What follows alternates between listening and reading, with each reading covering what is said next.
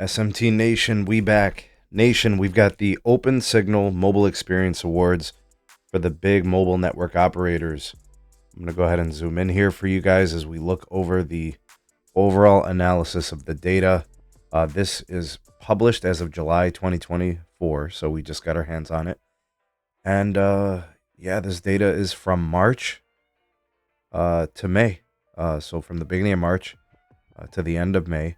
So it's basically like the second quarter results, and we got them all here. So let's take a look at each of these segments. Let's see how each of the carriers did, see how yours did, and see if your experience lines up with it. But just so you guys know, I'll provide a link. It'll be in the description if you want to look at some of the details.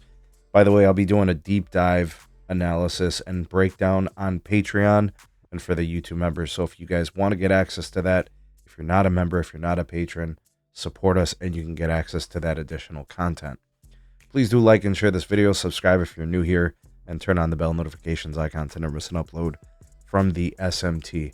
All right, folks, here is the synopsis from Open Signal. Key findings. All right, T-Mobile remains untouchable for 5G availability. They pretty much dominate the 5G availability segment. They have essentially, I think, for the last several years, pretty much since the onset of 5G, they pretty much launched 5G over their N71. So they always had the reach. And then while the other carriers were waiting for C-band, T-Mobile had already started building their 5G UC. So that just continues to be their segment that I don't think anyone's going to get close to anytime soon. Best video streaming and mobile gaming experience over 5G goes to Verizon. And it says, once again, Verizon takes home all 3 5G experiential award. So that's interesting that they take the experience awards, even though T-Mobile has the 5G availability. Most consistent experience goes to T-Mobile. It said a score of 80.6%. T-Mobile's lead over Verizon has shrunk to just 1 percentage point due to Verizon's score increasing by 3 percentage points between the reports. So that means T-Mobile continues to lead the way. Verizon has closed the gap, and it's possible, I suppose, they could overtake T-Mobile in that segment on the next report. Next, T-Mobile fastest overall experience. No surprise there. T-Mobile has scaled the 5G UC quite nicely. They've got it, I think, to like 300 million pops or more at this point. So they continue to kind of take that segment as well. AT&T, a tight grip on the availability award, the biggest network in the country, and that continues to be the case according to the data, crowdsourced data from Open Signal. Verizon tops for 5G upload speed, coming in at 21 megabits per second. I think that's more of a testament to Verizon's, cell grid and the tower site density for a lot of folks. That probably helps out a lot. T-Mobile was the runner-up there, coming in at number 2. Okay, guys, so I think what's important to mention before we look at the specific segments again, at the actual results, and look at the 5G versus overall experience, you got to remember, this is not like route metrics. Route metrics is drive testing, field testing.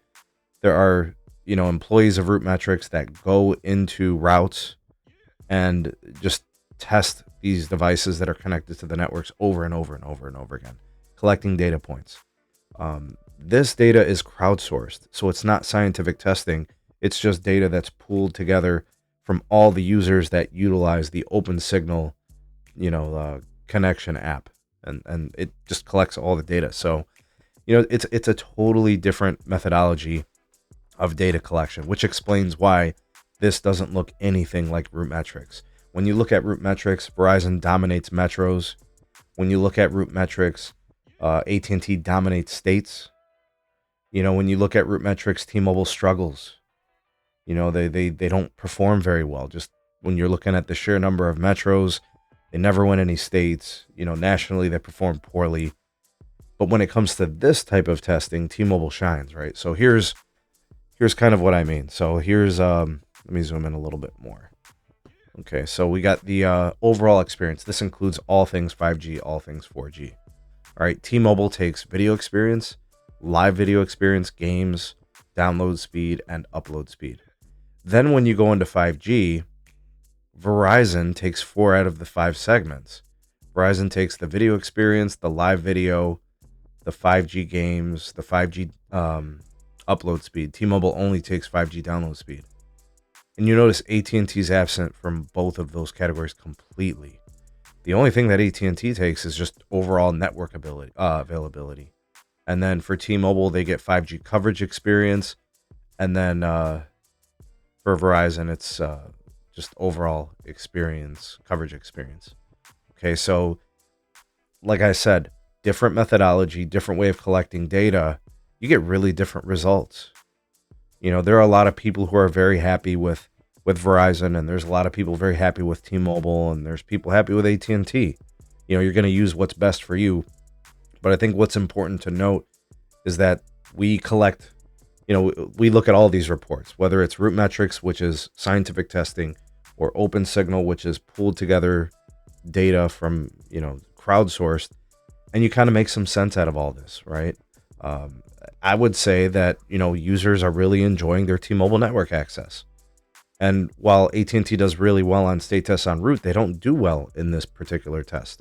Verizon seems to do pretty good on 5G experience, but T-Mobile always, continues to shine in 5G speeds. It's just different methodologies of testing and different, types of results.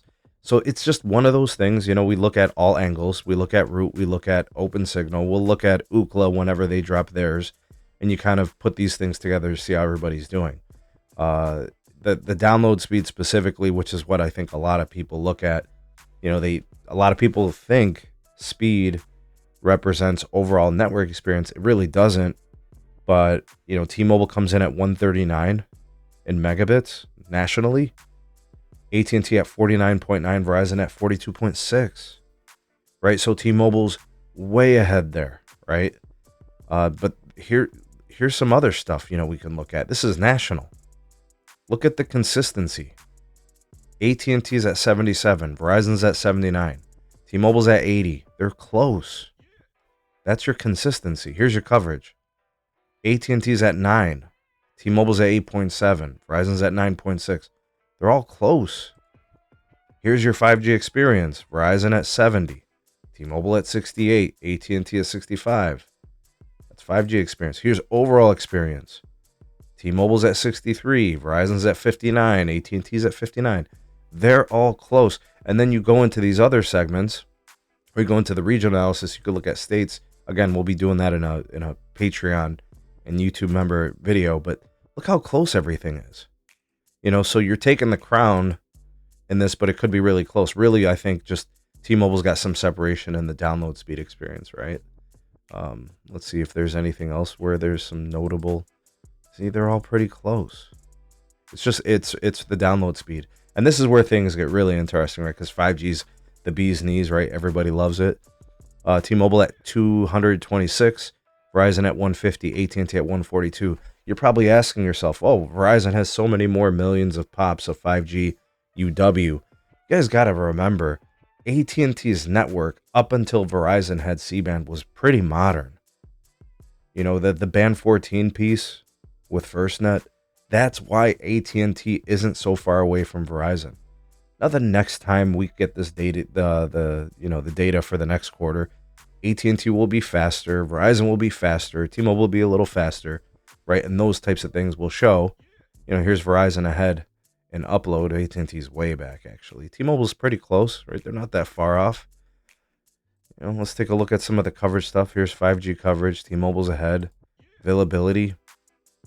Here's your coverage. Look, Verizon's at 99.3. AT&T's at 99.5. T-Mobile's at 98.7. There's really not that much different. 5G availability, there's a huge difference.